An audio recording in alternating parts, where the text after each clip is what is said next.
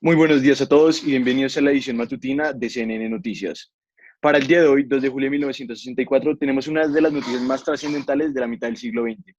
Y para ello, nuestro titular corresponde a la Ley 88-352-78, que acaba de promulgar el Congreso Nacional de los Estados Unidos, en la cual se prohíbe la segregación en los lugares públicos, discriminación en el empleo y en la educación, siendo esto una de las temáticas más trascendentales según la coyuntura nacional. Para ello es necesario recordar que este proyecto de ley surge a partir del movimiento de contracultura de los derechos civiles, siendo este uno de los movimientos más importantes en la última década. Para dar un pequeño contexto del mismo, este nace a comienzos de los años 50 debido a la segregación racial que se está dando en todo Estados Unidos, especialmente en los estados del sur. Este se fundamenta bajo cuatro objetivos fundamentales, que los cuales se compaginan con el actual proyecto de ley. El primero es garantizar el derecho al sufragio electoral, siendo este uno de sus propósitos máximos, debido a que muchas veces se llevan arbitrariedades en los estados del sur en los cuales la población afroamericana se veía cohibida de votar. El segundo es que ningún propietario de ningún establecimiento público o servicio de acceso pudiera negar la entrada o el servicio por su condición racial, etcétera. Algo que se llevaba mucho en muchos estados, pero principalmente en el estado de Texas, en el cual no se podían convivir las personas caucásicas con las afroamericanas. El tercero era garantizar una educación de calidad para todos los americanos, sin importar su raza, religión, etcétera. Dado que para entonces, hace algunos, en la actualidad, por decirlo así, la escuela principalmente y algunas veces las universidades tienen segregación tanto para personas de comunidades blancas como negras, existiendo aquí una clara división. Y finalmente, su último objetivo era en materia laboral, en la cual no se pudieran llevar a cabo despidos injustificados o malos tratos por su condición racial, étnica, etcétera. Siendo estos los cuatro objetivos principales. Cabe mencionar que este movimiento de contracultura es dirigido principalmente por el reverendo Martin Luther King, el cual después eh, mi corresponsal John Cooper va a profundizar. De igual forma, uno de sus líderes principales es el actual juez de la Suprema Corte, Thurgood Marshall, el cual ha tenido muchos fallos a favor de la comunidad afroamericana en materia de igualdad, de derechos y deberes. Para ello, hoy traigo uno de los corresponsales de nuestro noticiero, John Cooper. John, ¿te encuentras conmigo?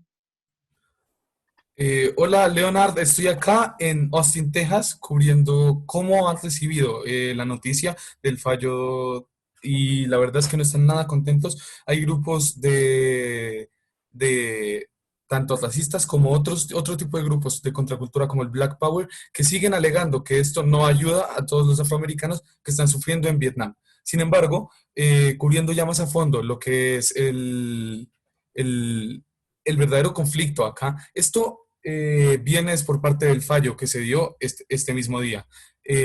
Bien, para entender más esta situación tenemos que remontarnos un poco a sucesos como estos, llenos de violencia en la historia de nuestro país.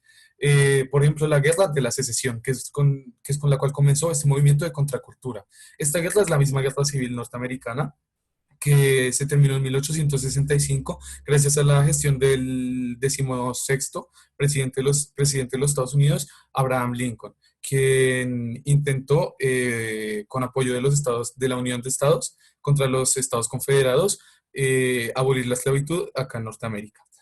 Sin embargo, muchos casos de racismo se siguieron viendo a lo largo de los años, como bien fue el caso de Ida B. Wells, la cual es la cofundadora de la Asociación Nacional contra el Racismo, y en 1884 fue llevada a prisión por un caso de racismo. Al igual que en 1944, la cual Irene Morgan, fue una activista de este tipo de movimientos también, se negó a hacer su asiento una pareja blanca en un autobús y fue llevado a prisión por este mismo causa. También, pues todo este tipo de movimientos nos llevan a 1954, donde se presenta el caso de Brown contra la Junta de Educación en Topeka. Este caso finalmente lo que quería era probar que la ley separado pero igual, que hacía que niños de otro tipo de razas y niños de la comunidad afroamericana tuvieran que estudiar en escuelas diferentes a los niños de raza blanca. Finalmente, el fallo de esta decisión es que la ley era inconstitucional y requería un cambio. Después de esto llegó el año de 1955, donde tenemos el caso de Rosa Parks, la cual es considerada la primera dama de este movimiento y al haberla mandado a la cárcel por no querer ceder su asiento en un bus en Montgomery, detonó como tal este movimiento a nivel social en Norteamérica. También está el caso de Emmett Till Brown, que el 28 de agosto en Chicago fue asesinado por coquetearle a una chica blanca y por presuntamente intentar violarla. Este tipo de casos se siguen viendo y se repiten en nuestra historia. Por eso es que finalmente en 1957 se crea la Conferencia de Liderazgo Cristiano del Sur, que intentaba darle fuerza a este movimiento de contracultura. En 1960 vemos que este movimiento tiene más fuerza y es con los estudiantes del Colegio Agrícola y Técnico de Carolina del Norte, los cuales crean la iniciativa Sit-ins, las cuales son las iniciativas que quieren desegregar los espacios públicos como son medios de transporte, restaurantes y diferentes establecimientos para que gentes de diferentes razas convivan en este tipo de espacios, generando así el Comité Coordinador Estudiantil No Violento.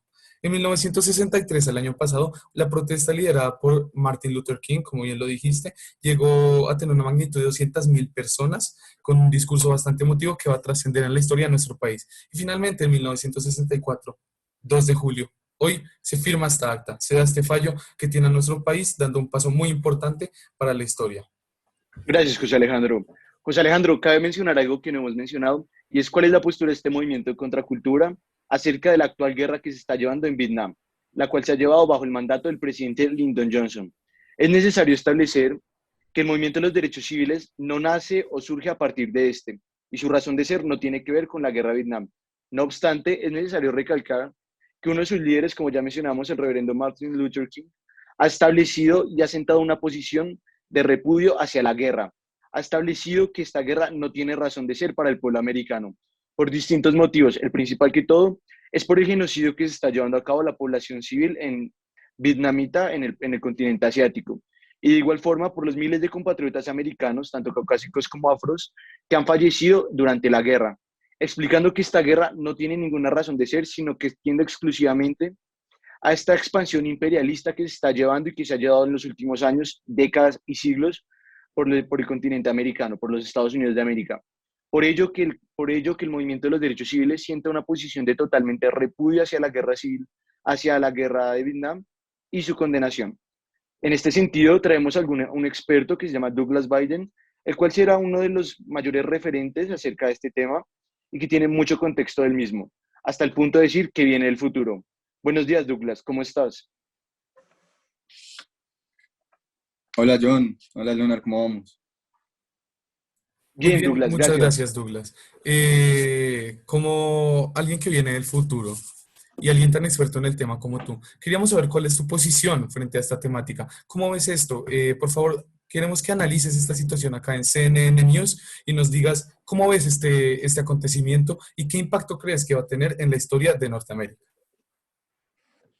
Bueno John, la verdad no les quiero como expandir mucho en mi respuesta, pues me parece que ustedes dos ya dejaron muy claro como todo el tema de este movimiento, pero sí me parece como recalcar, y es importante recalcar como dos partes de esto. El primero, que este movimiento tiene su lado social y su lado político. Claro, con la aprobación de esta ley se avanzó mucho en el lado político, pero todavía falta mucho para avanzar en el lado social. Un ejemplo de esto es que, menos mal ustedes decían las noticias completas, pero otras cadenas de noticias no ni siquiera están transmitiendo lo que está pasando con este movimiento. Y aún así uno no le puede decir a las personas que cómo debe cambiar el pensamiento, porque si para ellos es algo normal el racismo que se tiene, es muy difícil que le cambien. Igualmente esto va a generar mucho repudio en este movimiento y mucho repudio en este grupo. Y a pesar de que con el pasar de los años igualmente sí se va a ir mejorando la situación, tanto política como socialmente, me parece que este movimiento no debería como caer en las manos de otros movimientos en, por decirlo así, irse de su objetivo principal y empezar a atacar como otras problemáticas, por decirlo de alguna manera.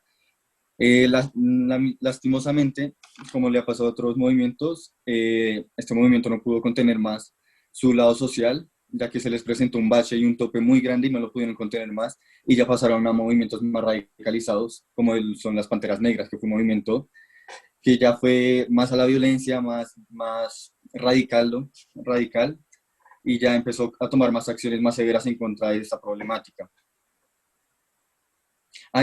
concuerdo con lo que me decías de qué afectos puede tener esto en el futuro, es realmente toda la situación política y social que se vive en Estados Unidos va a cambiar. Toda la situación que se tiene en contra del racismo va a cambiar. Bueno, muchas gracias. Y mencionas algo muy importante, que es la magnitud y el cubrimiento que se le da a los hechos y decirlos tal como son. Por eso te quería hacer una pregunta, y es con medios no solo como estos, sino con medios como puede ser el cine.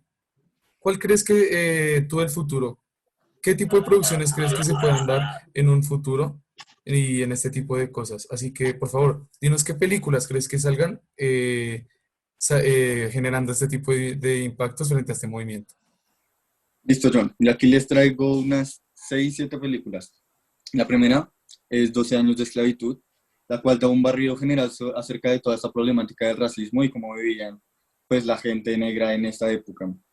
Las siguientes tres, que son Malcolm X, Blacks, KKK, Ant-Man y Matar a un ruiseñor, nos dan como situaciones más, como más enfocadas en los contextos más, o sea, más centralizado y cómo se vivía la época. Por ejemplo, en la segunda que les dije es de un infiltrado en el Ku Klux Klan, y también la de Matar a un ruiseñor es el caso de cómo es el racismo en contra de un negro. Y las últimas dos películas, que son como más generales sobre el contexto que se está viviendo sobre la guerra de Vietnam, que es Forrest Gump y Watchmen. Bueno, muy interesante. Y mencionas a un exponente muy grande de este movimiento, que es Malcolm X, que recordemos que es un ministro cristiano que ha hecho una labor muy grande como activista en este tipo de movimientos. Incluso renunció a su propio apellido para reconocer que jamás va a conocer su apellido africano original y es por eso que decidió llamarse Malcolm X. Finalmente, quiero que nos cuentes si hay algún tipo de conclusiones, algún tipo de generalidades que puedas decirnos para ya entrar en un corte comercial. Douglas, por favor.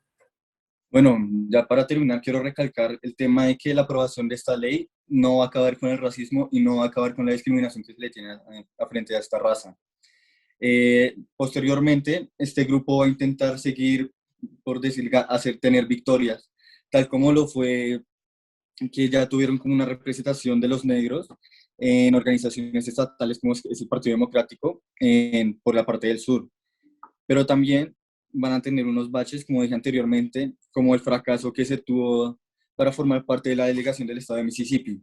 Este fracaso y todos estos sistemas raciales que van a seguir y toda esta discriminación que va a seguir frente a estos negros va a hacer que este grupo se radicalice más, como lo que dije anteriormente, con las Panteras Negras, un grupo del nacionalismo negro que empezó en 1966 por dos jóvenes que ya no vieron que ya no había más futuro por los medios pacíficos y ya intentaron tomar más acción con medios más vandálicos y con acciones más radicales.